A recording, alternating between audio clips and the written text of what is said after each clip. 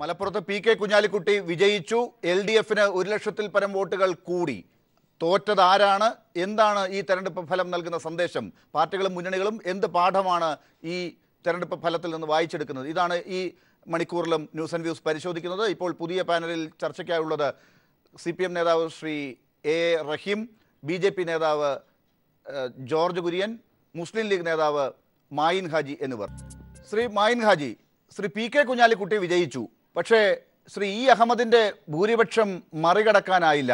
ഈ സഹതാപത്തിൻ്റെ എല്ലാ ആനുകൂല്യം ഉണ്ടായിട്ടും നിങ്ങൾ ഒരുപാട് അനുകൂല ഘടകങ്ങൾ നിങ്ങൾക്ക് ഉണ്ടായിരുന്നു എന്ന് പറഞ്ഞിട്ടും എന്തുകൊണ്ടാണ് ഈ 1,94,000 ഭൂരിപക്ഷം, അല്ലെങ്കിൽ 2 ലക്ഷം വരെ കിട്ടാൻ സാധിക്കുമായിരുന്ന ആ ഭൂരിപക്ഷം പി കെ കുഞ്ഞാലിക്കുട്ടി എന്ന സ്റ്റാർ ലീഡർ സ്ഥാനാർത്ഥിയായിട്ടും ലഭിക്കാതെ പോയത് എന്ന് പരിശോധിക്കുന്നുണ്ടോ പാർട്ടി?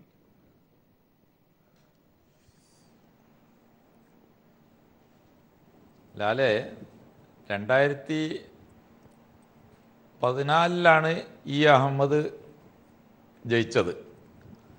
2014 ശേഷം 15 ഇലക്ഷൻ നടന്നു, 16 ഇലക്ഷൻ നടന്നു. 16 UDF LDF വ്യത്യാസം 1,18,000 വോട്ടായിരുന്നു. അതിന് മുമ്പുള്ള 15 വ്യത്യാസം 1,98,000 ഈ ഇലക്ഷനൊന്നും ഇലക്ഷൻ അല്ല ലാലെ. എന്താ നിങ്ങൾ പറയുന്നത്? ഈ അഹമ്മദിന്റെ ഇലക്ഷൻ മാത്രമാണ്. നമ്മുടെ മാധ്യമങ്ങളെല്ലാം ചർച്ച ചെയ്യുന്നത് എന്നുള്ളതുകൊണ്ട് ഞാനൊന്ന് ഇടപെട്ട് അങ്ങേ ഓർമ്മിപ്പിക്കുകയാണ്. 2014 ഇപ്പോൾ ഈ മലപ്പുറത്ത് നടന്ന ഉപതെരഞ്ഞെടുപ്പിന്റെ ശരിയായ തെരഞ്ഞെടുപ്പ് നടന്നത്. അവിടെ അന്ന് ഇ അഹമ്മദ് വിജയിച്ചു. അദ്ദേഹം അന്തരിച്ചു പോയത് കൊണ്ടുണ്ടായ ഒഴിവിലാണ് ഇപ്പോൾ ഒരു ഉപതെരഞ്ഞെടുപ്പ് നടന്നത്.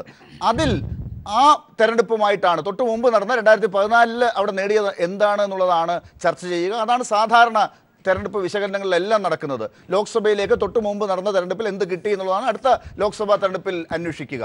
അത് നോക്കുമ്പോൾ നിങ്ങൾക്ക് കിട്ടിയ ഈ കുറവിനെ എങ്ങനെയാണ് കാണുന്നത്? അത് പഠിക്കുന്നില്ലേ? അതോ ഇപ്പോൾ അങ്ങ് പറഞ്ഞു വന്നുകൊണ്ടിരുന്ന ഈ അതിനുശേഷം ഒരുപാട് വെള്ളം ഒഴുകിപ്പോയല്ലോ എന്നുള്ള കണക്കിൽ തന്നെ നിൽക്കാനാണോ പരിപാടി? അല്ല, ഞങ്ങൾ അതൊക്കെ കണക്ക് നോക്കുന്നുണ്ട്. ഞങ്ങൾ 2011 മുമ്പ് 2009 ഒരു ഇലക്ഷൻ നടന്നു. അന്ന് ഇവിടെ LDFന് 3,12,343 വോട്ടുണ്ടായിരുന്നു. അത് കഴിഞ്ഞതിന് ശേഷമാണ് 14 ഇലക്ഷൻ വന്നത്. 14 ഇലക്ഷനിൽ നേരത്തെ ഉണ്ണിത്താൻ നിങ്ങളുടെ ചർച്ചയിൽ പറഞ്ഞല്ലോ, ഒരു സ്ത്രീ, അതും മുസ്ലിമായ ഒരു തട്ടയിടാത്ത സ്ത്രീ മത്സരിച്ചു എന്നുള്ള നിലയിൽ നിങ്ങളെ സഖ്യകക്ഷിയായ നിങ്ങളുടെ പ്രോഡക്റ്റായ നമ്മുടെ AP സുന്നിക്കാരുടെ വോട്ടൊന്നും നിങ്ങൾക്ക് കിട്ടിയിട്ടില്ല. അവര് ഒരു സ്ത്രീകളോട് പൊതുവെ കൈരളിയല്ല, കൈരളിന്റെ മാനേജ്മെന്റ്, കൈരളിന്റെ ഉടമസ്ഥർ, കൈരളിയുടെ ഉടമസ്ഥർ പലരും അതിലേക്ക് പോകുന്നത്. നിങ്ങൾ ഇടതുപക്ഷത്തെ ആണെങ്കിൽ CPM എന്ന് തന്നെ പറയോ, അല്ലെങ്കിൽ LDF? ഉടമസ്ഥതയുള്ള സ്ഥാപനമാണ് എന്ന് എനിക്കറിയാലോ. അന്നലക്കാണല്ലോ ഞാൻ വന്ന്. അത് നമുക്ക് വേറെ നടത്താം വേണമെങ്കിൽ. അത് ആ നിലയിലാണ് പറഞ്ഞത്. നിങ്ങൾ എന്ന് പറഞ്ഞ് വേണമെങ്കിൽ LDF എന്നാക്കാം. LDFന് 2014 ഇലക്ഷനിൽ 61 നിയമസഭാ സീറ്റാണ് ഉണ്ടായിരുന്നത്. ഞങ്ങൾക്ക് 79 നിയമസഭാ സീറ്റിൽ 2014 ഞങ്ങൾ ജയിച്ചിരുന്നു. അത് കഴിഞ്ഞ് 2016 ആയപ്പോഴേക്ക് LDF 91 ഞങ്ങൾ 47 താന്നു. അതൊരു ഇലക്ഷൻ അല്ലേ? അവിടെ നിന്നുള്ള കണക്കല്ല. ഏറ്റവും ലേറ്റസ്റ്റ് നടന്ന, ഇമ്മീഡിയറ്റ് ആയിട്ട് നടന്ന ഒരു തെരഞ്ഞെടുപ്പുമായല്ലേ തട്ടിച്ചു നോക്കേണ്ടത്? അത് തട്ടിച്ചു നോക്കാൻ എന്താ നിങ്ങൾക്ക് ഇത്ര മടി? ഇല്ല, എനിക്ക് മടിയില്ല. കാണുന്നതെങ്കിൽ ശ്രീ മായിൻ ഹാജി, ഇനിയിപ്പോൾ വേങ്ങരയിൽ ഒരു ഉപതെരഞ്ഞെടുപ്പ് നടക്കാൻ പോവുകയാണ്. അവിടെ ഇപ്പോൾ ഏറ്റവും ഒടുവിൽ നടന്ന തെരഞ്ഞെടുപ്പ് കഴിഞ്ഞ ദിവസം ഏപ്രിൽ 12 നടന്നതാണ്. ഇന്ന് റിസൾട്ട് വന്നതാണ്. 40,000-ൽ പരം വോട്ടുകളുടെ ഭൂരിപക്ഷമാണ് പി കെ കുഞ്ഞാലിക്കുട്ടി നേടിയിരിക്കുന്നത്. അപ്പോൾ ഇനി അടുത്ത വേങ്ങരയിൽ സംഭവിക്കേണ്ടത്, മുസ്ലിം ലീഗാണ് വിജയിക്കുന്നതെങ്കിൽ 40,000-ന് അപ്പുറം വോട്ടുകൾ കിട്ടണം. അങ്ങനെയാണല്ലോ നോക്കേണ്ടത് ഭൂരിപക്ഷം. അങ്ങനെ നോക്കാലോ, നമുക്ക് അങ്ങനെ നോക്കാലോ. അത് വരട്ടെ, നമുക്ക് നോക്കാം. ശരി, അങ്ങനെ വിലയിരുത്താം. ശരി. റഹീം, ഈ കാര്യത്തിൽ ഭൂരിപക്ഷത്തിന്റെ കാര്യത്തിൽ 2014 കണക്കല്ല മുസ്ലിം ലീഗ് കണക്കിലെടുക്കുന്നത്, UDF കണക്കിലെടുക്കുന്നത് 2016 കണക്കാണ്. അതനുസരിച്ച് നോക്കുമ്പോൾ CPM അല്ലെങ്കിൽ ഇടതുപക്ഷം എങ്ങനെ വിലയിരുത്തുന്നു കാര്യങ്ങൾ? അങ്ങനെയാണെങ്കിൽ മലപ്പുറം മണ്ഡലത്തിൽ എന്തേ 2016 ഇപ്പോൾ ഭൂരിപക്ഷം കുറഞ്ഞു? മൈൻ ഹാജി പറയട്ടെ, മറുപടി പറയാം. മൈൻ ഹാജി അതിനൊരു മറുപടി ഉണ്ടോ? മലപ്പുറം മണ്ഡലത്തിൽ അവിടെ വോട്ടിംഗ് ശതമാനം കുറഞ്ഞു.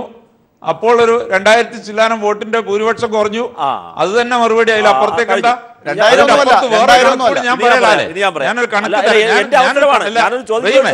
ഞാൻ പറയട്ടെ അല്ല ശ്രീ മൈൻഹാജി, എന്റെ അവസരമാണ്. ഞാൻ ഒരു സംശയം അങ്ങോട്ട് ചോദിച്ചാണ്.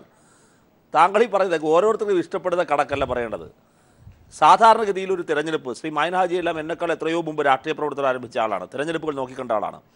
ഒരു തിരഞ്ഞെടുപ്പിൽ ചില ഘടകങ്ങൾ വർക്കൗട്ട് ചെയ്യും. താങ്കൾ പറയുന്നത് ശരിയാണ്, ഓരോ ഘട്ടത്തിലും ഓരോ രാഷ്ട്രീയ സാഹചര്യമാണ്. ഞാൻ ചോദിക്കുന്നു, ഇപ്പോൾ നിങ്ങൾക്ക് എന്തായിരുന്നു പ്രതികൂലമായിട്ടുണ്ടായിരുന്നത്? മലപ്പുറം നിങ്ങളുടെ കോട്ടയാണ്. 2, മലപ്പുറത്ത് നിങ്ങൾക്ക് നിർത്താവുന്ന ഏറ്റവും സ്റ്റാർഡം സ്ഥാനാർത്ഥി നിങ്ങൾക്ക് കിട്ടുന്നു. 3, അവിടെ സിമ്പതി വേവ്, പെട്ടെന്ന് മരണമടയുന്നു ശ്രീ അഹമ്മദ് സാഹിബ്. അതിനുശേഷം അധിക സമയമെടുക്കാതെ നടക്കുന്നൊരു തിരഞ്ഞെടുപ്പ്.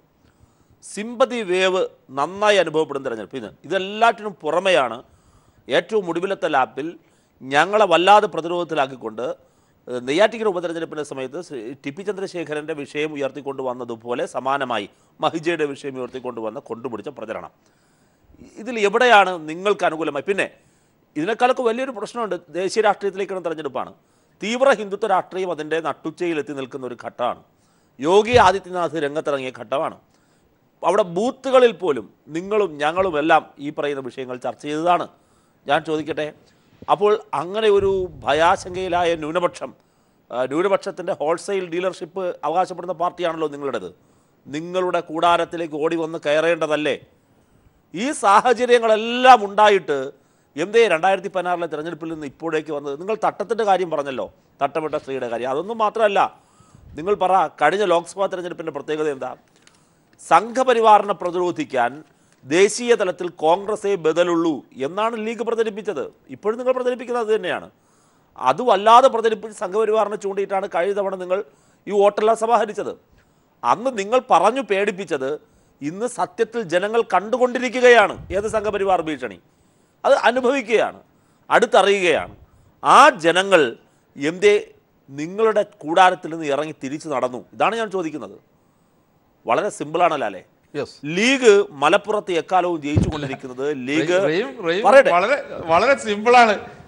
ചോദിച്ചത് വളരെ സിമ്പിളാ. അല്ല, ഞാനൊന്ന് പറഞ്ഞോട്ടെ, പറഞ്ഞു തീർത്തിട്ട് അങ്ങേക്ക് പറയാം പ്ലീസ്, ഒരവസരം. മൈൻ ഹാജിയുടെ പാർട്ടി രാത്രിയാണെന്ന് ഇന്നലെ പറഞ്ഞല്ലോ. അതാണെന്ന് സംഭവിക്കുന്നത്. പറയട്ടെ, ധാരാളം താങ്കൾ സംസാരിക്കും. അല്ല, ഞാൻ പറയുന്നത് താങ്കൾ ഇടപെട്ടോ? താങ്കൾ പറഞ്ഞപ്പോൾ ചമ്മുണ്ടായിരുന്നല്ലോ. ലീഗ് മലപ്പുറത്ത് വിജയിച്ചു കൊണ്ടിരിക്കുന്നത് എങ്ങനെയാണ്? മതം പറഞ്ഞിട്ടാണ്. മതം പറയുക എന്ന് പറയുന്നത് വർഗീയത പറയുക എന്നുള്ള രണ്ടാമത്തെ ഘടകമാണ്. അതിലുപരി ലീഗ് പാണക്കാട് കുടുംബത്തെ ഉയർത്തിപ്പിടിച്ചാണ് മലപ്പുറത്തിൻ്റെ രാഷ്ട്രീയത്തിൽ ലീഗ് ഇറങ്ങി നിൽക്കുന്നത്. ലീഗിൻ്റെ രാഷ്ട്രീയ കേന്ദ്രമായ കോഴിക്കോട് ലീഗ് ഹൗസ് ലീഗിൻ്റെ രാഷ്ട്രീയ കേന്ദ്രമായി ബിംബവൽക്കരിക്കാറുണ്ടോ? ഇല്ല. അത് പാണക്കാട് കുടുംബത്തെ മതപരമായി ഒരു വൈകാരികത കൂട്ടിയിണക്കിക്കൊണ്ടാണ് നിങ്ങളെക്കാലവും നിൽക്കുന്നത്. നിങ്ങൾ നോക്കൂ, മലപ്പുറം ജില്ല മാറുകയാണ്. പുതിയ തലമുറ വിദ്യാഭ്യാസത്തിലേക്ക് കടന്നു വരികയാണ്. പുതിയ തലമുറയിൽപ്പെട്ട ഇത്രയധികം വോട്ട് അവിടെ യഥാർത്ഥത്തിൽ കൂടുമ്പോൾ അതനുസരിച്ച് എന്തേ അവർക്ക് കൂടിയില്ല, ആനുപാതികമായി ഞങ്ങൾക്ക് കൂടുതൽ വന്നു? ഇപ്പൊ ഈ കൂടിയ 1,03,000-ഓളം വോട്ടുകൾ LDF-ന് കൂടി എന്ന് പറയുന്നതിൽ മുഖ്യ പങ്കം ഈ പുതിയ വോട്ടർമാരുടേതാണ് എന്ന് ഇടതുപക്ഷം വിലയിരുത്തുകയാണ്. ഒന്നങ്ങനെ. 2, മതേതരത്വം ആഗ്രഹിക്കുന്ന മുഴുവൻ പേരും, അത് കഴിഞ്ഞ കാലങ്ങളിൽ ഇവരാണ് ഓൾട്ടർനേറ്റീവ് എന്ന് തെറ്റിദ്ധരിച്ചവർ വോട്ട് ചെയ്തവർ, അവർ തിരിച്ചറിയാണ്. ഇവരെന്ന് പറഞ്ഞാൽ ഇപ്പോൾ ലീഗ് അല്ലല്ലോ, കോൺഗ്രസ് ആണല്ലോ ദേശീയ രാഷ്ട്രീയത്തിൽ. ആ കോൺഗ്രസ് അന്നവർ ഞങ്ങൾക്ക് വോട്ട് ചെയ്യണം, ഞങ്ങളാണ് ബദലെന്ന് പറഞ്ഞവരെല്ലാം ഇപ്പോൾ BJP ക്യാമ്പിലിരിക്കുകയാണ്.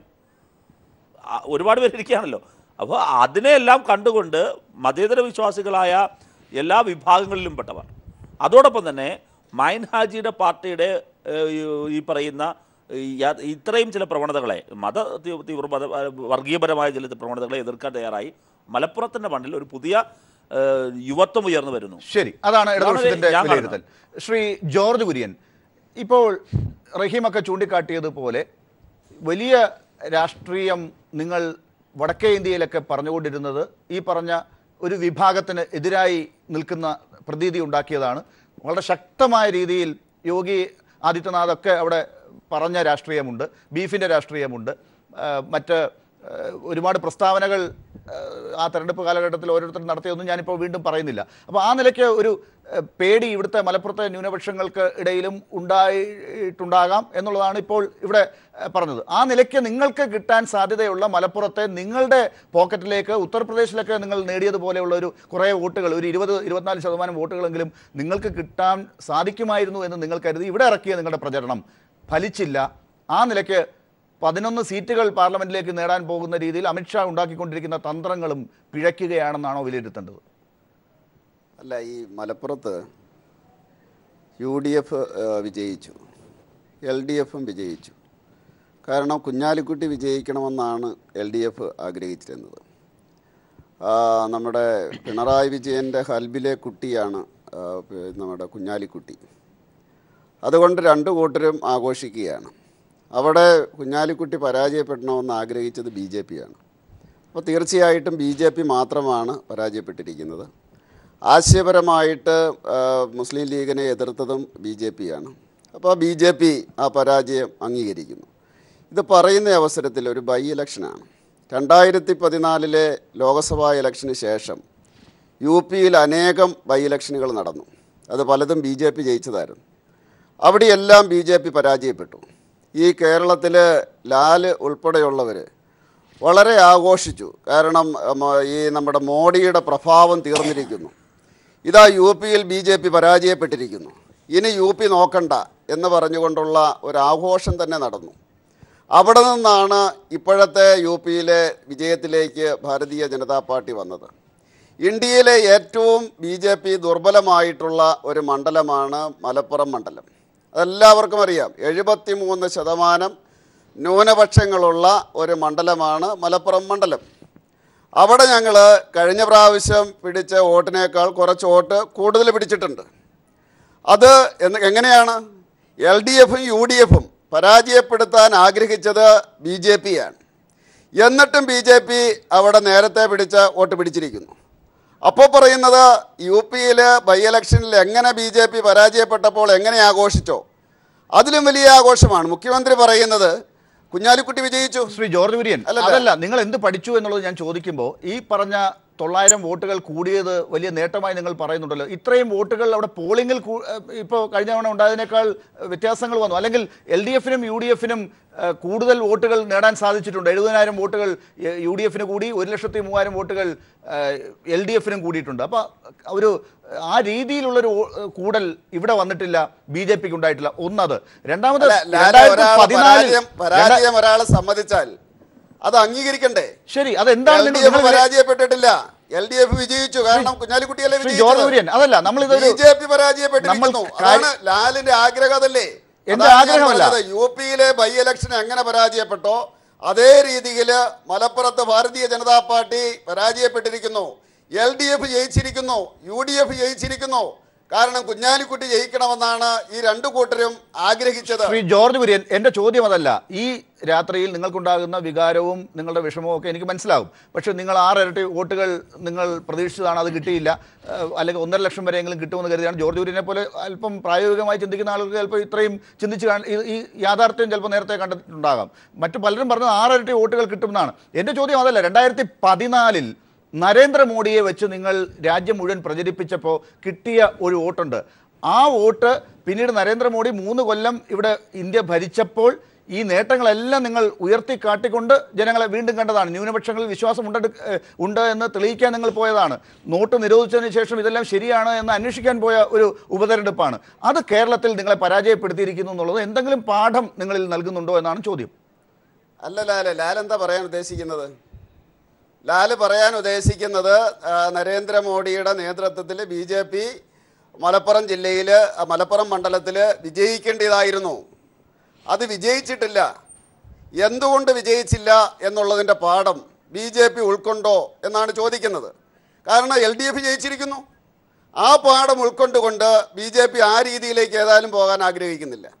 എങ്ങനെയാണോ പാഠം എന്ന് ഞാൻ ആദ്യം തന്നെ പറഞ്ഞു. UPയിലെ ബൈ ഇലക്ഷനിൽ ലാൽ ഉൾപ്പെടെയുള്ളവർ ആഘോഷിച്ച ബൈ ഇലക്ഷനിൽ BJP പരാജയപ്പെട്ടപ്പോൾ എന്താണോ തീരുമാനമെടുത്തത്, ആ തീരുമാനത്തിൻ്റെ അടിസ്ഥാനത്തിലാണ് UP-യിൽ ഇപ്പോൾ 325 സീറ്റ് നേടിയിരിക്കുന്നത്. അതേ രീതിയിലുള്ള പാഠം ഞങ്ങൾ ഉൾക്കൊള്ളുകയാണ് 2019 ലോകസഭാ ഇലക്ഷന് വേണ്ടി. ആ ലോകസഭാ ഇലക്ഷൻ കഴിയുന്ന അവസരത്തിൽ ലാലിന് ചോദിക്കാം, നിങ്ങൾ മലപ്പുറത്തിൻ്റെ പരാജയത്തിൽ നിന്ന് പാഠം ഉൾക്കൊണ്ടുകൊണ്ടാണോ വിജയിച്ചതെന്ന്. അതല്ലേ ഞാൻ പറഞ്ഞത്. ഞങ്ങൾ മാത്രം പരാജയപ്പെട്ടിരിക്കുന്നു. ആശയപരമായിട്ട് ഞങ്ങൾ എതിർത്തത് കുഞ്ഞാലിക്കുട്ടിയെയാണ്. ഈ വർഗീയതയെ എതിർക്കുവാനുള്ള അവകാശം ഞങ്ങൾക്ക് മാത്രമാണ്. ആശയപരമായിട്ട് രാഷ്ട്രീയപരമായിട്ടുള്ള അവകാശം ഞങ്ങൾക്കാണ്.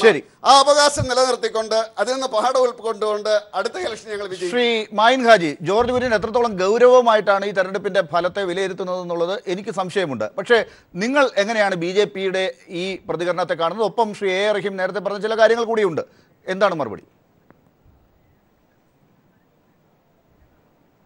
ഞാൻ ആദ്യം A. റഹീം ആദ്യം സംസാരിച്ചല്ലോ. ജോർജ് കുര്യൻ സാറിനേക്കാളും മുമ്പേ A. റഹീമാണല്ലോ സംസാരിച്ചത്. അതിന് മറുപടി പറഞ്ഞിട്ട് ജോർജ് കുര്യൻ പറഞ്ഞതിനെ വിലയിരുത്താൻ ഉള്ള സമയം എനിക്ക് തന്നാൽ മതി. റഹീം ഇന്നലെ വളരെ ഹാപ്പി ആയിരുന്നു. ഇന്നലെ അദ്ദേഹം നല്ല ഉറക്ക് ഞാൻ ആശംസിച്ചതാണ് അദ്ദേഹത്തിന്, നിങ്ങളുടെ ഈ ചാനലിൽ തന്നെ. ഇന്ന് അദ്ദേഹത്തിന് ഉറക്ക് കിട്ടൂല. അപ്പോൾ അദ്ദേഹം കുറെ കൂടുതൽ സംസാരിക്കും. ഇവിടെ 2009 3,12,343 വോട്ട് LDF നേടിയിരുന്നു 2009 പാർലമെന്റ് തെരഞ്ഞെടുപ്പിൽ. 8 വർഷം കഴിഞ്ഞപ്പോൾ അത് 3,44,237 വോട്ടായി. 31,899 വോട്ടാണ് അവർക്ക് കൂടിയത്. എന്നാൽ 2009 തന്നെ UDF-ന് 4,27,940 വോട്ടാണ് ഉണ്ടായിരുന്നത്. ഇന്നത് 5,15,325 വോട്ടായി. LDF-ന് കൂടിയതിനേക്കാൾ 1.5 ഇരട്ടിയിലധികം UDF-ന് വോട്ട് കൂടിയിട്ടുണ്ട്. അതും കാണേണ്ടതല്ലേ? അതിന്റെ ശേഷമുണ്ടായ അസംബ്ലി തെരഞ്ഞെടുപ്പിൽ അന്ന് 2009 UDF 90 സീറ്റോളം അസംബ്ലിയിൽ ജയിച്ചിരുന്നു. ഈ പാർലമെന്റ് തെരഞ്ഞെടുപ്പിലെ കണക്കനുസരിച്ച് 90 സീറ്റോളം ലീഡ് നേടിയിരുന്നു. എന്നാൽ 2011 വന്നപ്പോൾ അത് 72 സീറ്റായി കുറഞ്ഞു. പിന്നീട് 2014 വന്നപ്പോൾ ഞങ്ങൾ 79 സീറ്റ് UDF നേടും, UDF ലീഡ് നേടി. എന്നാൽ അത് 2016 എത്തിയപ്പോൾ 91 സീറ്റ് LDF നേടി, 47 സീറ്റ് മാത്രമായി ഞങ്ങൾ ഒതുങ്ങി. ആ ഇലക്ഷനല്ലേ ഏറ്റവും ലാസ്റ്റ് ഉള്ളത്. അതുമല്ലെങ്കിൽ 2009 നിങ്ങൾക്ക് 3-12 കിട്ടിയില്ലേ? ശ്രീ മായിൻ ഹാജി, പറയട്ടെ റഹീമേ, ഞാൻ നേരത്തെ റഹീം സംസാരിക്കുമ്പോ റഹീം ഇങ്ങനെ ഒരു സംശയം നിൽക്കട്ടെ, ഞാൻ പറയട്ടെ. പരസ്പര ബന്ധമില്ലാതെ റഹീമിന് ഇന്നത്തെ മാനസികാവസ്ഥക്കനുസരിച്ച് സംസാരിച്ചു. ഞാൻ അതിനിടയിൽ ഒരു സംശയം വന്നപ്പോ ചോദിച്ചപ്പോ റഹീം എന്നോട് ദേഷ്യപ്പെട്ടുകൊണ്ട് നിങ്ങൾ സംസാരിക്കുമ്പോ ഞാൻ വേണ്ടിയിട്ടില്ല എന്നാ പറഞ്ഞത്. അതുകൊണ്ട് കുറച്ച് ക്ഷമിക്കാൻ. ഞാൻ ഇടപെടുകയാണ്. ഇതുവരെയുള്ള എല്ലാ തെരഞ്ഞെടുപ്പുകളെയും സീറ്റിന്റെ കണക്ക് വെച്ച് വിശകലനത്തിലേക്ക് പോയാൽ സംസ്ഥാനത്തെ കണക്കുകളിലേക്ക് നമുക്ക് ഒരുപാട് പോകേണ്ടി വരും. അതല്ല, മലപ്പുറത്തിന്റെ കാര്യം എടുക്കൂ. മലപ്പുറം ലോക്സഭാ തെരഞ്ഞെടുപ്പിൽ ഈ പറഞ്ഞ 2017 ഈ ഉപതെരഞ്ഞെടുപ്പിൽ നിങ്ങൾക്ക് കിട്ടിയ കണക്കിന് 2009 ആദ്യമായി മലപ്പുറം ലോക്സഭാ നിയോജകമണ്ഡലത്തിലെ കണക്കാണ് ഞാൻ ഇവിടെ വെച്ചത്. അന്ന് 3,12,343 വോട്ട് കിട്ടിയ LDF ആണ് പിന്നീട് 2,42 കുറഞ്ഞത്. ഞാൻ നേരത്തെ പറഞ്ഞു, അതൊരു സ്ത്രീ ആയതുകൊണ്ട് ഇവരുടെ സഖ്യകക്ഷിക്ക് വോട്ട് ചെയ്യാൻ ബുദ്ധിമുട്ടുണ്ടായിരുന്നു. അതാണ് അവിടെ പ്രശ്നം. പിന്നീട് ആ 3,12,000 ആനുപാതിക വർധനവ് പോലും LDF-ന് വന്നിട്ടില്ല. LDF എവിടാ വിജയിച്ചത്? പിന്നെ റഹീം കുറെ പറഞ്ഞല്ലോ, ന്യൂനപക്ഷങ്ങളുടെ സോൾ ഏജന്റ് ഞങ്ങളാണ്. നിങ്ങൾ കഴിഞ്ഞ കുറെ തെരഞ്ഞെടുപ്പായില്ലേ ബീഫ് വെച്ച് ന്യൂനപക്ഷങ്ങളെ വഞ്ചിക്കുന്നു. ഈ തെരഞ്ഞെടുപ്പോടുകൂടി ന്യൂനപക്ഷങ്ങൾ മാർക്സിസ്റ്റ് പാർട്ടിയുടെ കൂടുതൽ എന്ന് പറയുന്നത് അത് വെറുതെ പറയുന്നതാണോ? അത് എവിടെ നിന്ന് വന്നതാണ്? അത് 2014 സൈനബക്ക് കിട്ടിയ വോട്ടിന്റെ വ്യത്യാസമാണത്. 2009 തന്നെ ഇതേ നൽകുന്ന LDF-ന് CPM-ന്റെ അരിവാൾ ചുറ്റിയ നക്ഷത്ര സ്ഥാനാർത്ഥിക്ക് കിട്ടിയത്. അതെങ്ങനെയാ കിട്ടിയത് കുറഞ്ഞു പോണത്? അതെന്താ ആരെ പറയുന്നത്? കിട്ടിയത് കുറഞ്ഞു പോണ എങ്ങനെയാ? 2009 കിട്ടിയത് 2014-ലും 2017-ലും ഒക്കെ അതിന്റെ അധികം കിട്ടണ്ടേ? ഒരുപാട് പേര് മരിക്കുകയും ഒരുപാട് എന്താ നിങ്ങൾ അത് അംഗീകരിക്കാത്ത? റഹീമിനെ സംബന്ധിച്ചിടത്തോളം റഹീമിന്റെ മാനസികാവസ്ഥ ഞാനിന്ന് ഉൾക്കൊള്ളുന്നു. അല്ല, നിങ്ങൾ അങ്ങനെ പറയണ്ട. എനിക്കൊരു പ്രശ്നമില്ല. അങ്ങ് പരസ്പര വിരുദ്ധമായി 2012-ൽ നിങ്ങൾക്ക് കിട്ടിയ വോട്ടിന്റെ ഒരു മിനിറ്റ് റഹീം ഞാൻ പറയട്ടെ ശ്രീ മായൻഹാജി. റഹീം പറയട്ടെ. റഹീം സംസാരിക്കുമ്പോൾ ഞാൻ ഇടപെട്ടപ്പോൾ റഹീം ചൂടായി. പക്ഷേ റഹീമിന്റെ ഇന്നത്തെ മാനസികാവസ്ഥ വെച്ച് ഞാൻ സമ്മതിച്ചു കൊടുക്കാം. റഹീം പറയട്ടെ.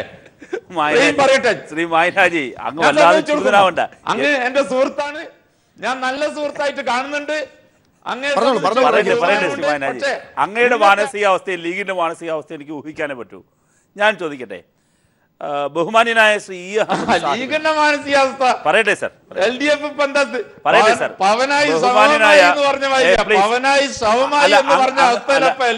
ആരാണ്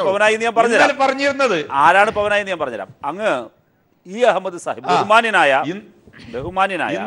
പരിണിതപ്രജ്ഞ, ഞാനത് പറയാം.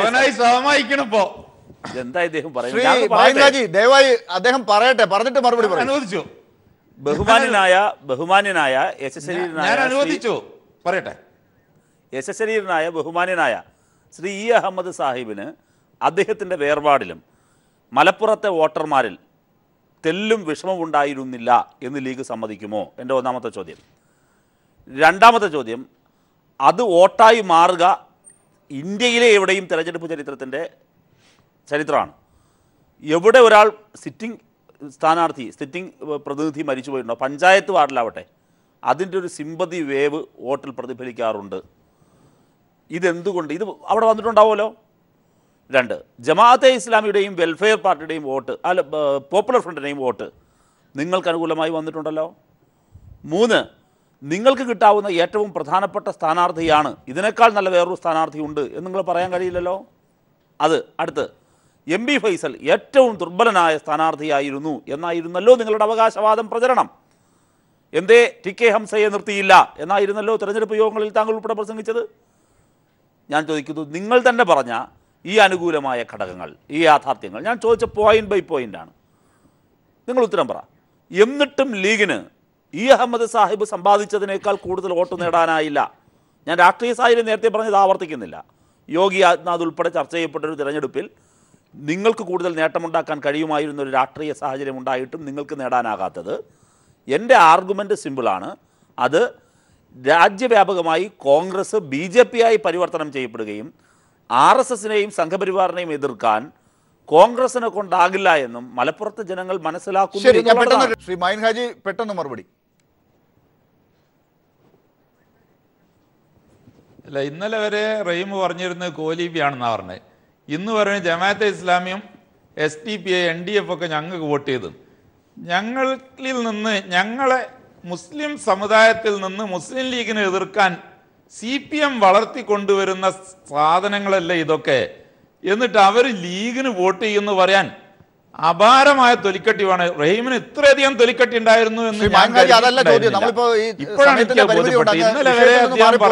ഇത്രയധികം അനുകൂല ഘടകങ്ങൾ ഉണ്ടായിട്ടും ശ്രീ അഹമ്മദ് സാഹിബിന്റെ ഒരു വിയോഗം മുതലെടുക്കാൻ നിങ്ങൾക്ക് എന്നാണ്. എന്റെ തൊലിക്കട്ടിയും എന്റെ ഉറക്കമൊക്കെ അവിടെ നിൽക്കട്ടെ. ഞാൻ എണ്ണിയാണ് അങ്ങയോട് ചോദിച്ചത്. ആ ചോദ്യം അങ്ങ് കേട്ടു. എണ്ണിയാണ് മറുപടി പറയാമെങ്കിൽ പറയാ. ഞാൻ എണ്ണി തന്നെ പറയുന്നത്. പറയൂ. ഞാൻ എണ്ണി തന്നെ പറയുന്നത്. താങ്കൾ അങ്ങനെ അക്ഷമ കാണിക്കല്ല. ഞാനുള്ളൊന്നും മിണ്ടാതെ നിൽക്ക്. എന്നിട്ട് എന്റെ സമയം കൂടി എന്ന് പറഞ്ഞ് ലാലിനെ കൊണ്ട് പറയിപ്പിക്കാൻ വേണ്ടി ഇടയ്ക്ക് ചോദിച്ച് സമയം കഴിഞ്ഞു എന്നും പറഞ്ഞ് ലാലിനെ കൊണ്ട് പറയിപ്പിക്കാനുള്ള ആ വിളവൊക്കെ എനിക്ക് തിരിയും റഹീമേ.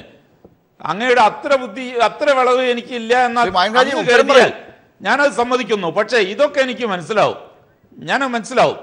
അങ്ങ് അതിൻ്റെ ഇടയിൽ കയറിയിട്ട് ആ കളി വേണ്ട. അപ്പോൾ ഈ വെൽഫെയർ പാർട്ടിയും SDPIയും ഞങ്ങൾക്ക് വോട്ട് ചെയ്തു എന്ന് പറയുന്നത് ഇന്നലെ വരെ പറഞ്ഞതിന് വിരുദ്ധമാണത്. പിന്നെ രണ്ടാമത്തത്, അനുകൂല ഘടകം ഞങ്ങൾക്കുണ്ട് എന്നായിരുന്നോ ഇന്നലെ വരെ നിങ്ങൾ പറഞ്ഞത്? നിങ്ങളുടെ ഗവൺമെന്റിന്റെ 10 മാസത്തെ നേട്ടം അത് വോട്ടായി വന്ന് അട്ടിമറി വിജയം കൊയ്യും എന്നല്ലേ ഇന്നലെ പറഞ്ഞിരുന്നത്? ഇന്ന് വന്ന് അതെങ്ങനെ മാറിപ്പോയി 24 മണിക്കൂർ കൊണ്ട് റഹീമേ? അത്തരം ഇന്നലെ പറഞ്ഞത് 24 മണിക്കൂർ കൊണ്ട് മാറ്റി പറയാൻ ഒരു സാമാന്യ ഇതൊക്കെ പറയുമ്പോഴും നിങ്ങൾ സാധിക്കുമായിരുന്നു.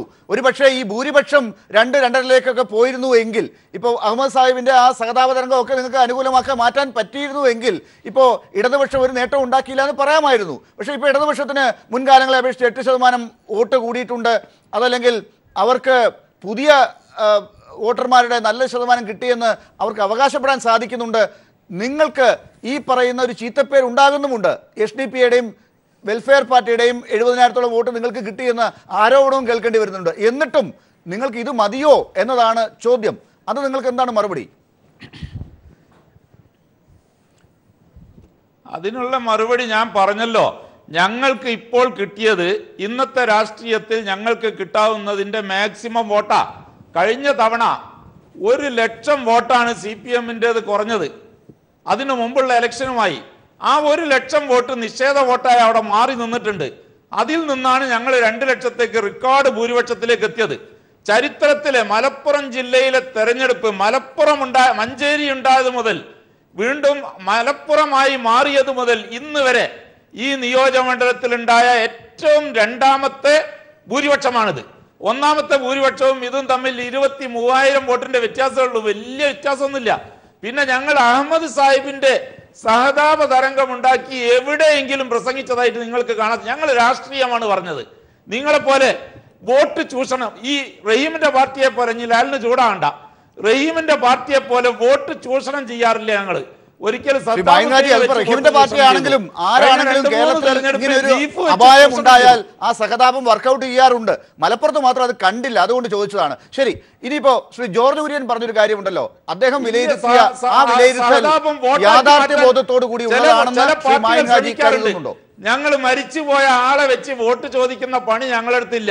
ശരി, എന്റെ ചോദ്യത്തിന് മറുപടി ജോർജ് കുര്യൻ പറഞ്ഞ കാര്യത്തിനോട് നിങ്ങൾ റഹീമിന്റെ മാതിരി അക്ഷമ കാണിച്ചാൽ ഞാനിത് പറയട്ടെ, ഞാൻ പറയട്ടെ, എനിക്ക് സമയം തരൂല എന്ന് തന്നെ താങ്കളെ നിർബന്ധം. ഞാൻ സത്യം പറഞ്ഞു പോവും, ഞാൻ കാര്യത്തിലേക്ക് എത്തിപ്പോവും. അതുകൊണ്ട് താങ്കൾക്ക് അത് എല്ലാവർക്കും റഹീമല്ല ഈ തന്ത്രം പ്രയോഗിക്കുന്നത്. ഉത്തരം പറയാതെ എങ്ങനെയെങ്കിലും 9 മണി വരെ കൊണ്ടുവന്ന് എത്തിക്കുക പ്രയോഗിക്കുന്നത് ശ്രീ മായിൻ ഹാജിയാണ് എന്നാണ് എനിക്ക് തോന്നുന്നത്. അല്ലെങ്കിൽ അങ്ങ് ഇതിന് മറുപടി പറയൂ. ശ്രീ ജോർജ് കുര്യൻ പറഞ്ഞ ആ ഒരു പ്രതിരോധം യാഥാർത്ഥ്യ ബോധത്തോടു കൂടിയുള്ളതാണ്. BJP-യുടെ നിലപാട് അങ്ങനെയുള്ളതാണെന്ന് കരുതുന്നുണ്ടോ? അത് തുടരുകയാണെങ്കിൽ താങ്കളുമായുള്ള ഇടപാട് ഞാൻ നിർത്തും. താങ്കൾ ഞാൻ മറുപടിയിലേക്ക് എത്തുമ്പോഴേക്ക് താങ്കൾ പോവുക, പിന്നെ ഞാൻ ഇവിടെ ഇരിക്കണോ? അത് തുടർന്നാൽ പ്രസംഗിച്ചത് ജോർജ് കുര്യൻ താങ്കൾക്കൊരു പ്രശ്നം ഉണ്ടായിരുന്നില്ല. ഉത്തരം താങ്കൾ ജോർജ് കുര്യനോട് ചോദിച്ചിട്ട് പിന്നെ എന്നോട് ഉത്തരം പറഞ്ഞു. ഞാൻ ജോർജ് കുര്യനോട് അല്ല ചോദിച്ചത്, താങ്കൾ കേട്ടത് തെറ്റിയതാണ്. ശ്രീ മായിൻ ഹാജി താങ്കളോടാണ് ചോദിച്ചത്. ശ്രീ ജോർജ് കുര്യൻ നേരത്തെ പറഞ്ഞ ആ മറുപടിയിൽ മുസ്ലിം ലീഗ് തൃപ്തനാണോ? ജോർജ് കുര്യൻ സാറ് അദ്ദേഹം എന്താ പറഞ്ഞത് എന്നുള്ളത് ആർക്കും മനസ്സിലായില്ല. കാരണം അദ്ദേഹത്തിന്റെ അപ്പുറത്തിരുന്നിട്ട് റഹീം പറയാണ്. ഞാൻ പറയട്ടെ ലാലെ, ഞാൻ പറയട്ടെ അദ്ദേഹത്തിന്റെ അപ്പുറത്തിരുന്ന് റഹീം പറയുന്നു ഞങ്ങളെ വോട്ട് കുറച്ചു. റഹീം പറയുന്നു കഴിഞ്ഞതിനേക്കാൾ ഞങ്ങൾക്ക് 1,00,000 വോട്ട് കൂടുതൽ കിട്ടി. ഞാൻ പറയുന്ന 2009-ലാണെങ്കിലും 30,000 വോട്ട് അവർക്ക് കൂടുതൽ കിട്ടിയിട്ടുണ്ട്. പിന്നെ അവർക്ക് എപ്പോഴാണ് ഏത് വോട്ടെടുത്തിട്ടാ കുഞ്ഞാലിക്കുട്ടിയെ ജയിപ്പിക്കാൻ LDF-കാർക്ക് സാധിക്കുക? ജോർജ് കുര്യൻ സാർ പറയുമ്പോൾ ഒരു വസ്തുതയുടെ പിൻബലം വേണ്ട സാറേ. എന്തെങ്കിലും കാര്യം പറയുമ്പോൾ അങ്ങ് ഇന്ത്യ ഭരിക്കുന്ന ഒരു പാർട്ടിയുടെ പ്രതിനിധിയല്ലേ, അതിൻ്റെ ഒരു വസ്തുതയുടെ പിൻബലത്തിൽ അങ്ങ് പറയണ്ടേ? അല്ലാതെ LDF-ന് വോട്ട് കൂടിയെന്നും പറയാ, ആ കൂട്ടത്തിൽ അവർ ഞങ്ങളെ ജയിപ്പിച്ചു എന്നും പറയാം. അതെങ്ങനെയാ നടക്കുക? ഇത് രണ്ടും കൂടി എങ്ങനെയാ യോജിക്കുക? അതിന് അദ്ദേഹം അല്ലേ മറുപടി പറയേണ്ടത്? ശരി,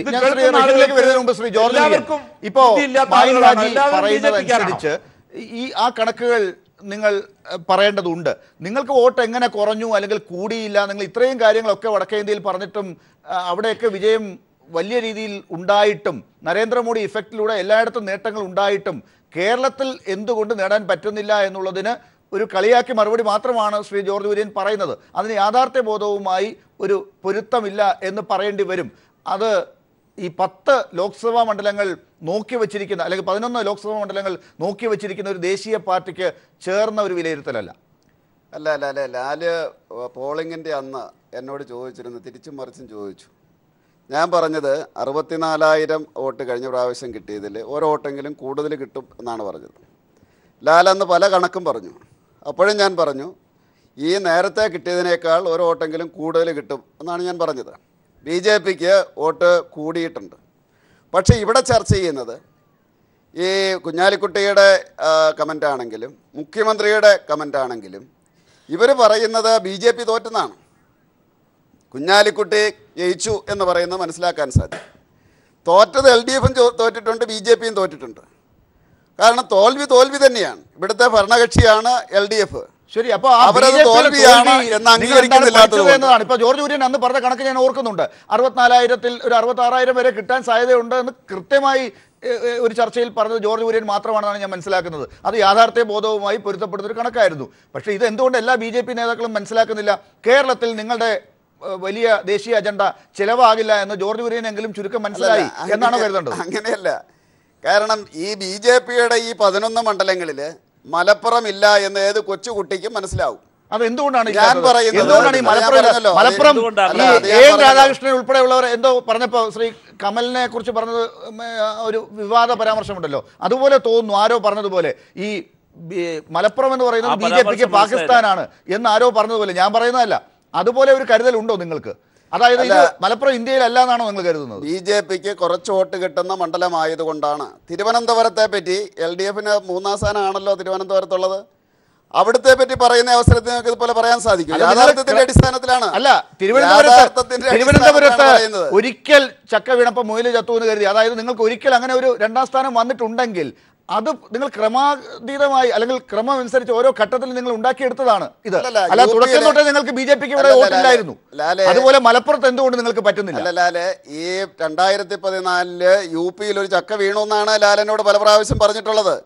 ഇനി അങ്ങനെ ചക്ക വീഴില്ല എന്നാണ് പറഞ്ഞത്. ശ്രീ ജോർജ് കുര്യൻ കണ്ടില്ലേ, വീണ്ടും ചക്ക വീണു. ലാലെ തലയിലോട്ട് വീഴാൻ പോവുകയാണ്. ശ്രീ ജോർജ് കുര്യൻ, ലാലിന്റെ ഉൾപ്പെടെയുള്ള ഇടതുപക്ഷക്കാരുടെ തലയിലേക്ക് ഇത് വീഴാൻ പോകുന്നു. ജോർജ് കുര്യൻ തയ്യാറായിട്ടിരുന്നു. എന്റെ ചോദ്യം ഇതാണ്.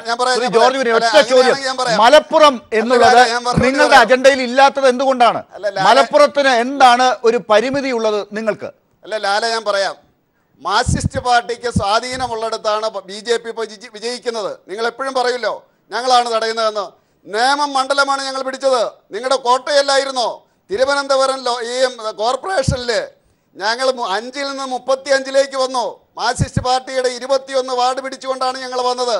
കഴിഞ്ഞ പഞ്ചായത്ത് തിരഞ്ഞെടുപ്പിന് ശേഷം 8 പഞ്ചായത്തുകൾ ഞങ്ങൾ പുതിയതായിട്ട്. അങ്ങനെയാണെങ്കിൽ ഈ മലപ്പുറം മണ്ഡലം മുമ്പ് ഇടതുപക്ഷം പിടിച്ചെടുത്തിട്ടുണ്ട്. ഒറ്റ ചോദ്യം ശ്രീ ജോർജ് കുര്യൻ, ഈ മലപ്പുറം മണ്ഡലം മുമ്പ് ഇടതുപക്ഷം പിടിച്ചെടുത്തിട്ടുണ്ട്. ഇടതുപക്ഷത്തിന് മലപ്പുറത്ത് ഒരു പരിമിതി ഇല്ല. അപ്പോൾ BJPക്ക് എന്താണ് പരിമിതി? ആ പരിമിതിയുടെ കാര്യമാണ് പറഞ്ഞത്. കഴിഞ്ഞ പഞ്ചായത്ത് തിരഞ്ഞെടുപ്പിന് ശേഷം ഞങ്ങൾ 8 പഞ്ചായത്തുകളിൽ പുതിയതായിട്ട് അധികാരത്തിൽ വന്നു. അതിൽ 5ഉം CPM ഭരിച്ചുകൊണ്ടിരുന്നതാണ്. ബംഗാളിൽ ഞങ്ങൾ 2ാം സ്ഥാനത്ത് വരുന്നു. CPMന് കെട്ടിവെച്ച തുക പോകുന്നു. അടുത്ത ത്രിപുരയിൽ ഇലക്ഷനിൽ BJP അധികാരത്തിൽ വന്നാൽ നിങ്ങൾ അത്ഭുതപ്പെടേണ്ട. അപ്പൊ അതുകൊണ്ട് തന്നെ അങ്ങനെയാണെങ്കിൽ മറ്റൊരു ചോദ്യം ചോദിക്കട്ടെ. അതിന് റഹീം മറുപടി പറയട്ടെ. പക്ഷേ എന്റെ ചോദ്യം ഇതാണ്. കേരളത്തിൽ ഇപ്പോൾ ഏറ്റവും കൂടുതൽ MP-മാരുള്ളത് കോൺഗ്രസിനാണ് എന്നാണ് ഞാൻ മനസ്സിലാക്കുന്നത്, CPM-നേക്കാൾ.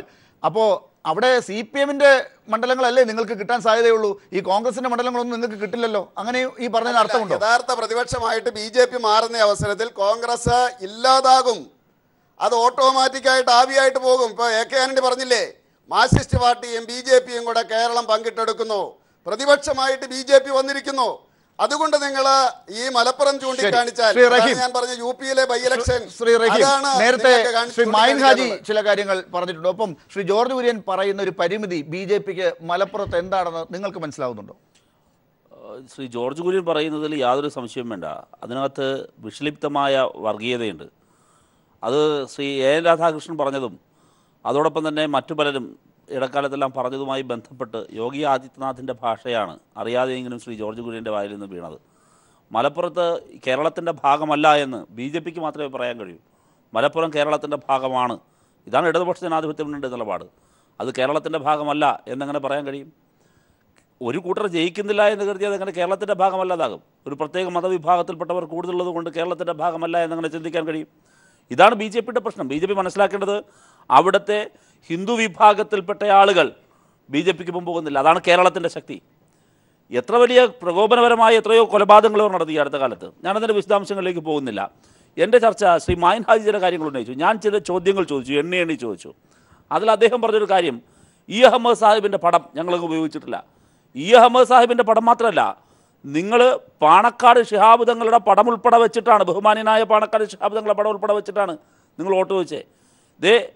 ഇത് മായിൻ ഹാജിയെ കാണിച്ചു തരിക, നിങ്ങളുടെ വെബ്സൈറ്റാണ്, കേരളത്തിൻ്റെ IUMLൻ്റെ ഒഫീഷ്യൽ വെബ്സൈറ്റാണ്. ആ വെബ്സൈറ്റിൽ ഒന്നല്ല 2 പടമാണ് ഏറ്റവും മുകളിൽ വാൾ പിക്ചറായിട്ടിരിക്കുന്ന ഇ അഹമ്മദ് സാഹിബിൻ്റെ പടം. ഇ അഹമ്മദ് സാഹിബിൻ്റെ പടം നിങ്ങൾ ഉപയോഗിച്ചില്ലെന്നാ, നിങ്ങൾ പ്രസംഗിച്ചില്ല എന്നാ? പ്രസംഗിക്കാതെയും പറയാതെയും തന്നെ ഇ അഹമ്മദ് സാഹിബിന്റെ ഞാൻ പറയട്ടെ സാർ, ഞാൻ പറയട്ടെ. ഇപ്പോ പച്ചക്കള്ള ഇപ്പൊ പറഞ്ഞത് പച്ചക്കള്ളം ഞാൻ താങ്കളെ കാണിച്ചു തരല്ലേ? ഇത് ഇന്നത്തെ അവസ്ഥ വെച്ച് ഞാനൊക്കെ സമ്മതിച്ചു തരാം. പക്ഷേ താങ്കൾ ഞാൻ ഇ അഹമ്മദ് സാഹിബിന്റെ പടം ഉപയോഗിച്ച് ഞങ്ങൾ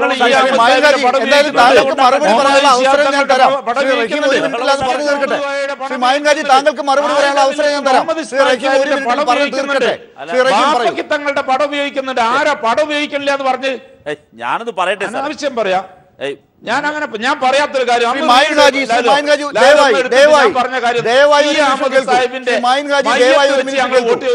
ഈ ചർച്ച മുന്നോട്ട് കൊണ്ടുപോകാൻ ബുദ്ധിമുട്ടുണ്ട്. ശ്രീ റഹീം പറഞ്ഞ 1 മിനിറ്റിനകത്ത് അദ്ദേഹം മറുപടി പറഞ്ഞു. താങ്കൾക്ക് മറുപടി പറയാനുള്ള സമയം ഞാൻ തരാം. സമയം തരാം. പറഞ്ഞില്ല, കേൾക്കൂ. താങ്കൾക്ക് ഉപീതനാകണ്ട. ഞാൻ അങ്ങയോട് പറഞ്ഞു സിമ്പതി വേവ് ഉണ്ട്. ഇ അഹമ്മദ് സാഹിബിന്റെ പടം ഉപയോഗിച്ചു. ഞാൻ ആദ്യം ആരോപണം ഉന്നയിച്ചില്ല. നിങ്ങൾക്ക് ഉപയോഗിക്കാം. ഞാൻ പറഞ്ഞത് ഇ അഹമ്മദ് സാഹിബിന്റെ മരിച്ചിട്ട് അധികകാലമായില്ല, അപ്രതീക്ഷിതമായ മരണമായിരുന്നു. അപ്രതീക്ഷിതമായ മരണമായിരുന്നു. പ്രതീക്ഷിച്ച ഞങ്ങളെ സൈറ്റിലുണ്ട്, ഞങ്ങളെ മൺമറഞ്ഞ ശരി, നമുക്കൊരു 6 മിനിറ്റാണ് പരമാവധി ഉണ്ടാകുക. 2 മിനിറ്റ് വീതം എല്ലാ അതിഥികൾക്കും ലഭിച്ചേക്കാം. ശ്രീ എ റഹീം, താങ്കൾ പറഞ്ഞു വന്നതൊന്ന് ചുരുക്കി. അല്ല, ഞാൻ പറഞ്ഞത് വളരെ കൃത്യമാണ്. ഞാൻ പറഞ്ഞത് നിങ്ങൾ സിമ്പതി വേവ് നന്നായിട്ട് വരേണ്ടതായിരുന്നു. സിമ്പതി വേവ് മാത്രമല്ല, ഇ അഹമ്മദിൻ്റെ ഓർമ്മ ഇത്തവണ ഒരു രാഷ്ട്രീയം കൂടിയായിരുന്നു. ഇ അഹമ്മദിനോട് NDA സർക്കാരും പ്രധാനമന്ത്രിയും കാണിച്ച അപമര്യാദ, അവഹേളനം, ഇതെല്ലാം തന്നെ കേരളത്തിൽ സജീവമായ ചർച്ചയായതാണ്. അതിൻ്റെ എല്ലാം ഒരു അനുകൂല ഘടകമായി വരേണ്ടതാണ് ശ്രീ PK കുഞ്ഞാലിക്കുട്ടിക്ക്. ഇതെല്ലാം കിട്ടേണ്ട ഒരു സാഹചര്യം നിങ്ങൾക്ക് അനുകൂലമായിട്ടുണ്ടായിരുന്നു. ഈ ഘടകങ്ങളുണ്ടായിട്ട് നിങ്ങൾക്ക് കഴിഞ്ഞ തെരഞ്ഞെടുപ്പിൻ്റെ ലോക്സഭാ തെരഞ്ഞെടുപ്പിൽ കടന്നു പോകാൻ കഴിഞ്ഞില്ല, ഭൂരിപക്ഷം കടന്നു പോകാൻ കഴിഞ്ഞില്ല എന്ന് പറഞ്ഞത്. മലപ്പുറത്ത് ശ്രീ PK കുഞ്ഞാലിക്കുട്ടിയുടെ മണ്ഡലത്തിൽ പോലും കഴിഞ്ഞ നിയമസഭാ തെരഞ്ഞെടുപ്പിന് കിട്ടിയതിനേക്കാൾ ഭൂരിപക്ഷം കുറയുന്ന സാഹചര്യം. ഇതെല്ലാം ഉണ്ടായിട്ടും നിങ്ങൾക്ക് ഇതൊരു മെച്ചപ്പെട്ടതാണെന്ന് TV ചർച്ചയിൽ പറയാം. ഇന്ത്യയിൽ നിങ്ങൾക്കത് പറയാൻ കഴിയില്ല. നിങ്ങളതിൽ നിന്ന് പാഠം ഉൾക്കൊള്ളുമോ എന്ന് എനിക്കറിയില്ല. പാഠം വളരെ കൃത്യമായി മനസ്സിലാക്കാൻ കഴിയുന്നത് കോൺഗ്രസ്സിന് ഈ സംഘപരിവാർ വിരുദ്ധ ബദലാകാൻ കഴിയില്ല എന്ന പാഠം ഇപ്പോഴും ലീഗിന് ഉൾക്കൊള്ളാൻ കഴിയുന്നില്ല. ലീഗ് ഇപ്പോൾ പോപ്പുലർ ഫ്രണ്ടിൻ്റെ കാര്യമൊക്കെ പറഞ്ഞല്ലോ. പോപ്പുലർ ഫ്രണ്ടിനെയൊക്കെ സഹായിച്ചാൽ പോപ്പുലർ ഫ്രണ്ടിനെ കേരളത്തിൽ ഇതുപോലെ തുറന്നു കാണിച്ച വേറൊരു മുഖ്യമന്ത്രിയുണ്ടോ? കേരളത്തിൽ ഇടപെട്ടുണ്ടോ? നിങ്ങളുടെ ഭരണത്തിൻ്റെ തണലിലായിരുന്നില്ല അവരെല്ലാം ചെയ്ത്. മലപ്പുറം ജില്ലയിലേക്കുള്ള പോപ്പുലർ ഫ്രണ്ടിൻ്റെ മുഴുവൻ കേസുകളും എഴുത്തള്ളി കൊടുത്ത് നിങ്ങളുടെ കാലത്തല്ലേ? അവരെ ഇങ്ങനെ കൂടെ കൊണ്ട് കിടക്കുകയാണ്. ശരി, ശ്രീ മായിൻ ഹാജി, ഈ പറയുന്ന രീതികളൊക്കെ അല്ലെങ്കിൽ അഹമ്മദ് സാഹിബിനൊക്കെ കിട്ടേണ്ട വോട്ടുകൾ ഉൾപ്പെടെ കണക്കിൽ എടുത്തുകൊണ്ട് തന്നെയാണ് മുസ്ലിം ലീഗിന് ഇപ്പോൾ വോട്ട് കിട്ടിയത് എന്നാണ് പറയുന്നത് എങ്കിൽ വേങ്ങരയിൽ ഇപ്പോൾ നിങ്ങൾ ഈ ദിവസം എണ്ണിയ വോട്ടുകൾ ഇനി വരാൻ പോകുന്ന തെരഞ്ഞെടുപ്പിൽ നിങ്ങൾക്ക് കിട്ടണമെന്നില്ല. റഹീം എന്നെ ആവശ്യത്തിന് ചോദിച്ചിട്ടുണ്ടല്ലോ. പറഞ്ഞോളൂ. ഞാന് ലാലേ, ഇപ്പൊ റഹീം പറഞ്ഞതും ലാല് പറഞ്ഞതും ആയിട്ടുള്ള കാര്യങ്ങൾക്ക് മറുപടി നേരത്തെ 2 പ്രാവശ്യം ഞാൻ പറഞ്ഞതാ. ഇനി 3-ാം പ്രാവശ്യം അത് മാത്രം ചോദിച്ച് അത് മാത്രം പറഞ്ഞ് കാര്യത്തിലേക്ക് കടക്കാതെ വെക്കാനുള്ള നിങ്ങളുടെ ആ തന്ത്രത്തിൽ ഞാൻ വീഴുന്നില്ല. ഞാൻ ഈ കഴിഞ്ഞ 16-ലെ തെരഞ്ഞെടുപ്പിലാണല്ലോ പിണറായി വിജയൻ സർക്കാർ വന്നത്. ആ സർക്കാരിൻ്റെ വിലയിരുത്തലാവുമെന്ന് CPM ജനറൽ സെക്രട്ടറി പറഞ്ഞിട്ടുണ്ട്. ഈ തെരഞ്ഞെടുപ്പിലുടനീളം അദ്ദേഹം അത് പറഞ്ഞിരുന്നു. പിണറായി വിജയൻ അത് മറക്കാൻ ശ്രമിച്ചിരുന്നു, അത് വേറെ കാര്യം, പറഞ്ഞിരുന്നു. പക്ഷെ കഴിഞ്ഞ തെരഞ്ഞെടുപ്പിൽ 2016-ലെ തെരഞ്ഞെടുപ്പിൽ 3,73,879 വോട്ട് നമ്മളെ LDFന് കിട്ടിയിരുന്നു. ഇന്ന് 2017 നോക്കുമ്പോൾ 3,44,287 വോട്ട് മാത്രമേ ഉള്ളൂ. എന്നാൽ 2016 UDF 4,92,572 വോട്ടാണ് കിട്ടിയത്. ഇപ്രാവശ്യം 5,15,000 ചരിത്രത്തിൽ ആദ്യമായി 5 ലക്ഷം വോട്ട് കിട്ടുക കേരളത്തിൽ ഒരു ലോക്സഭാ മണ്ഡലത്തിൽ 5,15,000 ആക്കി UDF ഉയർത്തിയിരിക്കുന്നു. അപ്പോൾ പിണറായി വിജയൻ അന്ന് പറഞ്ഞ ഈ ഭരണത്തിന്റെ വിലയിരുത്തലാകുമെന്ന് അദ്ദേഹം പറഞ്ഞ സ്ഥിതിക്ക് അതിനെന്തെങ്കിലും ഒന്ന് പറയണ്ടേ? അദ്ദേഹം പിണറായി വിജയനെ കൊണ്ട് രാജിവെപ്പിക്കണം. അതല്ലെങ്കിൽ പിണറായി രാജിവെക്കൂല. കാരണം അദ്ദേഹം അന്നേ സമ്മതിച്ചിട്ടില്ല ഈ കാര്യം. കോടിയേരി പറഞ്ഞത് പിണറായി സമ്മതിച്ചിട്ടില്ല, പിണറായിയുടെ സ്വന്തം ആളുകളും സമ്മതിച്ചിട്ടില്ല. ചർച്ചയിലും പത്രസമ്മേളനങ്ങളിലൊക്കെ നമ്മൾ കണ്ടതല്ലേ. കോടിയേരി അത് പറഞ്ഞു എന്നുള്ളത് സത്യമാണ്. അദ്ദേഹം വീണ്ടും ആവർത്തിച്ചിട്ടുണ്ട്. അതിന്റെ വിഷല് നേതാക്കൾ അങ്ങനെയൊക്കെ പറഞ്ഞിട്ടുണ്ടാകാം. പക്ഷേ എന്റെ ഒരു ചോദ്യം ഇതാണ്, ഇത് ലോക്സഭയിലേക്ക് നടന്ന തെരഞ്ഞെടുപ്പാണ്. അവിടെ സംസ്ഥാന നിയമസഭയിലെ ഒരു ഗവൺമെന്റിന്റെ വിലയിരുത്തൽ എങ്ങനെയാകും? അങ്ങനെയാണെങ്കിൽ ഞാൻ നേരത്തെ ചോദിച്ചത് താങ്കളോട് ഇതായിരുന്നു. വേങ്ങരയിലേക്ക് ഇനി ഉപതെരഞ്ഞെടുപ്പ് നടക്കാൻ പോവുകയാണ്. അവിടെ നിങ്ങൾക്ക് ഇന്ന് കിട്ടിയ ഭൂരിപക്ഷം കിട്ടിയില്ലെങ്കിൽ അത് PK കുഞ്ഞാലിക്കുട്ടി 3-4 മാസം കൊണ്ട് നടത്തുന്ന പ്രവർത്തനങ്ങളുടെ പരാജയമായി കാണേണ്ടി വരുമോ? അല്ല, ഈ തെരഞ്ഞെടുപ്പ് ഭരണത്തിന്റെ വിലയിരുത്തലാകും എന്ന് എങ്ങനെ പറയും എന്നത് നിങ്ങൾ എന്നോടല്ല ചോദിക്കേണ്ടത്. ബഹുമാനപ്പെട്ട CPM സെക്രട്ടറി കോടിയേരി ബാലകൃഷ്ണനോട് ചോദിക്കണം. അദ്ദേഹമാണ് അത് പറഞ്ഞത്. അദ്ദേഹം അതിൽ ഉറച്ചു നിൽക്കുകയും ചെയ്തിട്ടുണ്ട്. അങ്ങനെ വന്നാൽ പിണറായി രാജിവെക്കുന്നില്ലെങ്കിൽ കോടിയേരിയെങ്കിലും രാജിവെച്ച് പോകേണ്ട ഒരു ധാർമ്മികത ഉണ്ടെങ്കിൽ ചെയ്യേണ്ടതാണ് എന്നാണ് എനിക്ക് പറയാനുള്ളത്. ഞാൻ അതിൽ രാജിവെക്കാൻ ആവശ്യപ്പെടുന്നില്ല. ധാർമ്മികതയുള്ളവർ. ഞാൻ റഹീമിലേക്ക് അവസാനം ശ്രീ ജോർജ് കുര്യൻ, ഇപ്പോ ഈ കാര്യങ്ങൾ എല്ലാം കഴിഞ്ഞ് ഇന്നത്തെ ദിവസം കഴിയുമ്പോൾ മലപ്പുറത്തിന്റെ ഈ തെരഞ്ഞെടുപ്പ് വിശകലനം തൽക്കാലം മാധ്യമങ്ങൾ അവസാനിപ്പിക്കും. പക്ഷെ നിങ്ങളുടെ പാർട്ടി പഠിക്കാനുണ്ട് എന്ന് മലപ്പുറത്തെ സ്ഥാനാർത്ഥി തന്നെ പറഞ്ഞു കഴിഞ്ഞു. ഈ വോട്ടിന് എന്താണ് സംഭവിച്ചത്? 6 ഇരട്ടി വോട്ട് കിട്ടുമെന്ന് പറഞ്ഞ ശ്രീപ്രകാശ് അത് പറഞ്ഞു കഴിഞ്ഞു. പഠിക്കുമോ നിങ്ങളത്? ഈ വീണ്ടും ലാലത് ചോദിക്കുന്ന ആദ്യം തന്നെ ഞാൻ പറഞ്ഞല്ലോ, ഞങ്ങൾ മാത്രമേ പരാജയപ്പെട്ടിട്ടുള്ളൂ മലപ്പുറത്ത്. കാരണം റഹീം പറഞ്ഞു ഞങ്ങൾ ഫൈസലിനെ നിർത്തിയത് തോൽപ്പിക്കാൻ വേണ്ടിയല്ല. ആദ്യം അവർ പറഞ്ഞിരുന്നത് കുറ്റിപ്പുറത്തെ KT ജലീലാണ്, അങ്ങനെ ഞങ്ങൾ തോപ്പിച്ച് കളയും എന്നൊക്കെയാണ് പറഞ്ഞത്. പല ചെറുപ്പക്കാരും വലിയ വമ്പന്മാരെ തോപ്പിച്ചിട്ടുണ്ട് എന്ന് പറഞ്ഞു. ഇപ്പം തന്നെ അത് പറയുന്നു, ഞങ്ങൾ കുറച്ച് ഭൂരിപക്ഷം കൂട്ടാൻ വേണ്ടി, കുറച്ച് വോട്ട് കൂട്ടാൻ വേണ്ടിയാണ് ഞങ്ങൾ നിർത്തിയത്. വേങ്ങരയിലെയും ചോദിക്കുന്നത് മുസ്ലിം ലീഗിലെ തോപ്പിക്കുമെന്നല്ല പറയുന്നത്, അവിടെ ഞങ്ങൾ ഭൂരിപക്ഷം കുറയ്ക്കും എന്നുള്ള രീതിയിലാണ് പറയുന്നത്. അതുകൊണ്ടാണ് പറഞ്ഞത് BJP മാത്രമാണ് പരാജയപ്പെട്ടിരിക്കുന്നത്. അതിൽ നിന്നും ഞങ്ങൾ പാഠം ഉൾക്കൊള്ളും. അതെങ്ങനെയാണ് ഉൾക്കൊള്ളുന്നതെന്ന് ഞാൻ ആദ്യം തന്നെ പറഞ്ഞു. എങ്ങനെയാണോ ലോക്സഭാ ഇലക്ഷന് ശേഷം UP-യിലെ ബൈ ഇലക്ഷനിൽ പരാജയപ്പെട്ടപ്പോൾ ഞങ്ങൾ പാഠം ഉൾക്കൊണ്ടത്, എങ്ങനെയാണോ ഞങ്ങൾ അതിനുശേഷം UP പിടിച്ചത്, ആ രീതികൾ തന്നെ ആയിരിക്കും ഈ മലപ്പുറം തെരഞ്ഞെടുപ്പ്. ഒരു 10 സെക്കൻഡ് ശ്രീ റഹീം, ഒരു മറുപടി, വലിയ സൂചനയാണ് ശ്രീ ജോർജ് കുര്യൻ ഇപ്പോൾ പറഞ്ഞത്. അതായത് മലപ്പുറത്ത് ഞങ്ങളാണ് തോറ്റിരിക്കുന്നത്, നിങ്ങൾ വിജയിച്ചിരിക്കുന്നു, LDF UDF എന്ന് പറയുന്നു, വടക്കേ ഇന്ത്യൻ മോഡൽ വരാനിരിക്കുന്നതേ ഉള്ളൂ എന്നും. സംഘപരിവാറിന്റെ രാഷ്ട്രീയം കേരളത്തിൽ പച്ച തൊടില്ല എന്നതിന്റെ തെളിവാണത്. പറയട്ടെ, നിയമത്തൊക്കെ നിങ്ങൾ രാജഗോപാൽ അല്ലാതെ വേറൊരാളാണ്.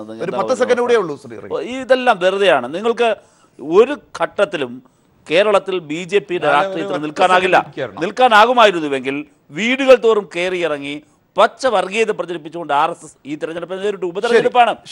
അങ്ങനെ തെരഞ്ഞെടുപ്പിനെ നേരിട്ടിട്ട് ആ ഹിന്ദു വിഭാഗങ്ങൾ ഉൾപ്പെടെയുള്ളവർ സെക്കുലറിസ്റ്റുകളാണ് എന്ന് ഒരിക്കൽ കൂടി പ്രഖ്യാപിച്ചു. ഞങ്ങൾ ഡെമോക്രാറ്റിക് പക്ഷത്താണ്, ജനാധിപത്യ പക്ഷത്താണ്.